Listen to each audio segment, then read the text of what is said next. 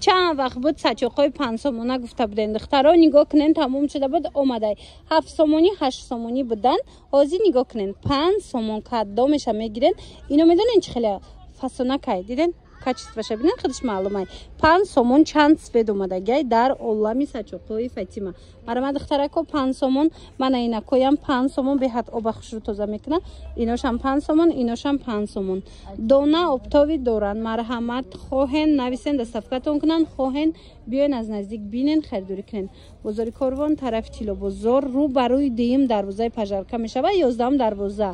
خلاصه از طرف بیرون ای در اومدگاهشون عالمی سچوقهای فاطمه فقط یک مدل دخترو فقط انمی مدل عکس دافتیدگی میدونن لیتسویای 45 سومونه امی ارزونش وای بوده 30 سومون بود حاضر باشد 15 سومون شدگی لیتسویای تماشابینا مرحمت در کارتون باشه اینا 15 سومونی اومده خریداری کنن از عالمی سچوقهای فاطمه بازار کربون مرحمت جای ارزونی سچوقها جای آبتاوی سچوقهای نمیجایی بیاین دخترو بنش هم هستی ویم ساونش هم هستی لیتسوی روچنای خلاص همش هستی من مرحمت حاضی عکس دانم این نمود مدلکو افتیدگیان 15 سومون همگی بازار کربون طرف تیلو بازار رو برای دویم دروازه پژارکا دخترا اینا از طرف تیلو بازار 11 دروازه دایان از بیرون ای در اومدگاهشان عالمی سچوقهای فاطمه با آسانی پیداشون میکنن مرحمت بیاین بینن خریداری کنن دخترو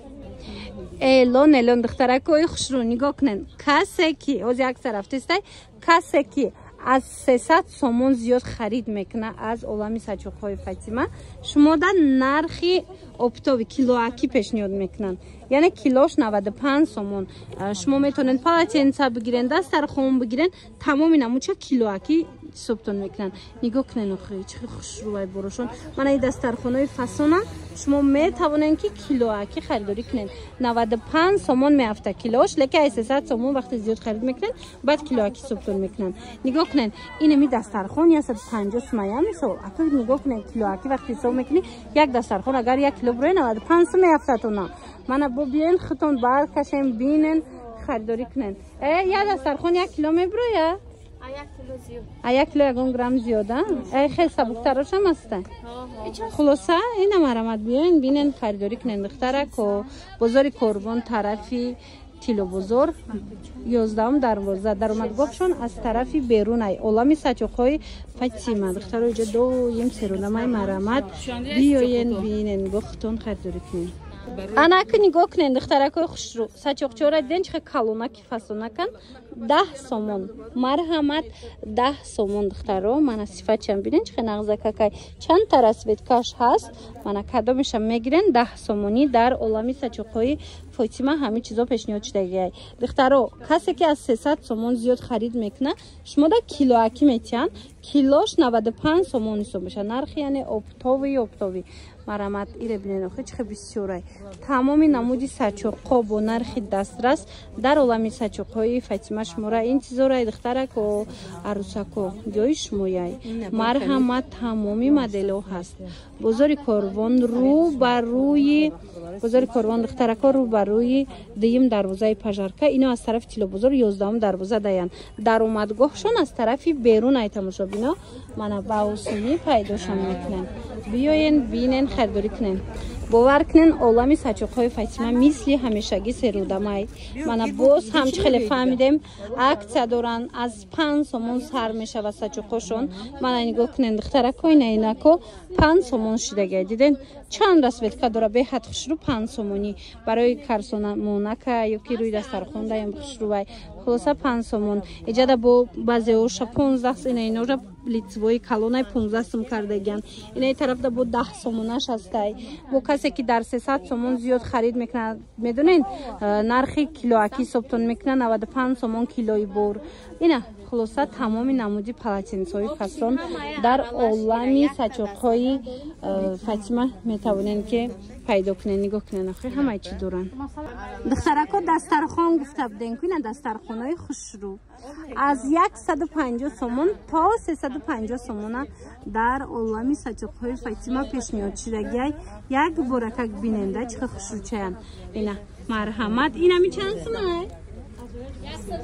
اینا نگاه کنین دخترا چه خوشروه 150 سومون ویرساچی چی؟ انا ای ویرساچیوش هسته اینا 250 سومون دخترو من ایناش چی؟ اینا تور نیم خوشروه بوده ایم 250 سومون نگاه کنین چه خوشرو چه دخترو مرحمت ای 350 سومتون کدوم باشه اینا سری چند سومه؟ ای خوشروه ای سری دخترو نگاه کنین سری چند پلای؟ اینم سری اینه 450 سومون بوده دخترو مرحمت اینم میتونین بیاین این وایش در روزی بده یا کالونه یا این کالونه 4 متره باشه 4 متره 5 متره 4 متره اینم مرحمت 450 خلاصه 3 مترش از 150 سومون خوشروش سر میشوه تا اینا 450 سومه را داشتن اینجا عالمی ساچوقای فاطمه تماشا بینو بازار کاروان طرفی پژارکای اینا بیاین بینن طرف تیلو بازار دخترو بخشش رو برای دیم دروازه پژارکا میشه اینو 11 دروازه تیلو بازار داین در اومدگاهشون از طرفی بیرونای مرحمت بیاین دخترو عالمی ساچوقای فاطمه دخترا کو نگاه کنین رو برای دیم دروازه پژارکا میشوه ما از طرف تیلو بازار ما نه مغازه فاطمه تماشا بودیم نگاه کنین 11 دروازه تیلو بازار انا می نقطه سودا اینجا در باز هم ساچوقای فسان اومده بسیاری انتظار بودن ساچوقای 5 سومونه را دخترو اومدگی تمامی نمودش اومدگی دخترو 5 سومونه 10 سومونه 15 سومونه خلاص چی مدل در خورایتون کو میوبین در این نقطه سودا مرامدینه بیاین بینن خریداری کنین انتخاب ببینین چه بسیاره ایجاد میدونین با بعضی هاش 5 سومو 6 سومو هم خیلی شدگی نرخوتون ارزون شدگی 30 سومو 15 سومو خلاصه تمامی نمودین با دسترخونه‌ای هم هسته تمامی نمود جمعی ساچاق و پلاتینسا و بانی و ساونره از فاطمه از علم ساچاقوی فاطمه پیدا میکنین دخترو سروغه را خیلی فهموندم دخترو ما رقمشون هم میمونم اگر در کارتون باشه مراجعت کنین دستافکنیز دورن اینمی پلاتینسا تماشا بینم این ساونایان به حد کلونن باور کنین عجایب کلونه که خشتوا کن 140 سومونای حاضر باشه اکثر رفته است ایالمی ساچوقای فاطمه ده نرخشون 100 سومون شدگی من مرحمت به حد زور خشرو اینا یه رسوید کوش من اینو رسوید کوشم مرحمت دخترکو بو کدومای رسوید کوش ده پاچکا خلاصه اینا نرخش 100 سومون شدگی 140 سومونه بر دخترو نگاه کنین اینه قسمه بیننده همه همینو وای بان پلاتینسوی ساونای نرخوشم نرخوی خوبه کن من بازار کاروان طرف تیلو بازار بینی میدونین اینجا چه خیلی رو برای دیم دروازه پژارکا میشوه اینو از طرف تیلو بازارن 11 دروازه داین از بیرون ای در اومدگاهشون اولمی ساچوقای فاطمه این طرف چند سموهاین اینه میو چند سماین میسو دیدین 40 سوم 50 سوم خیلی نرخ دارن فقط اسپت کنین دخترکوی عزیز نگاه کنین انم خیلی پچکوی لیتسوی اوریجینال ایکو 250 سومون بود 6 تا داره دخترو 6 تایی بهم خیلی پره داره اینجا 5 تا توفته است که 6 تایی مرحمت دخترو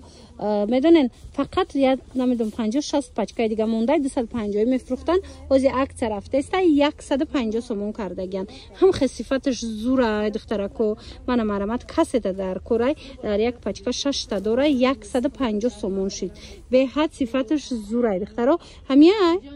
با عجایبات خلاصه از نزدیک با بیننده 150 سومون عروسکش موده وریانتی زوری من یک پچکره 150 سومون میگیرین تمام بازار کاروان طرفی تیلو بازار 11 دروازه رو برای دیم دروازه پژارکا میشه یا در اومدگاهشون از طرفی بیرونای خلاصه عالمی ساچوقای فاطمه از 5 سومون سر کرده در عالم فاطمه شما میتونین ساچوقای فسان و خوشرو پیدا کنین فقط اسپت کنین دخترها حاضی استیچ موده شدگی که چی ایگروشکوش چی بازیچوش اینا مرامت پالاتینسوش هم هسته یا اوریجینالوشان کلونه که خوشرو ماتریالش هم فسانای آبانم خیلی میجبه میگیره خلاصه منه 20 سومون مرامت اسپت کنه که کم موندگی ممکن که 20 دونه دیگه موندگی تمام مرحمت 20 سومون بازار کاروان طرفی تیلو بازار رو بر روی دیم دروازه پژارکا اینا از طرف تیلو بازار 11 دروازه داین میدونین 11 دروازه دارین درآمدگاه اینا باشه از بیرونای مرحمت عالمی ساچوقای فاطمه بیاین اینا تمام نمودی ساچوقا را با نرخ دست است شما زنم نقطه سودا پیدا کرده میتونین دسترخوان میگیرین ساچوق میگیرین بیاین ببینین خریداری کنین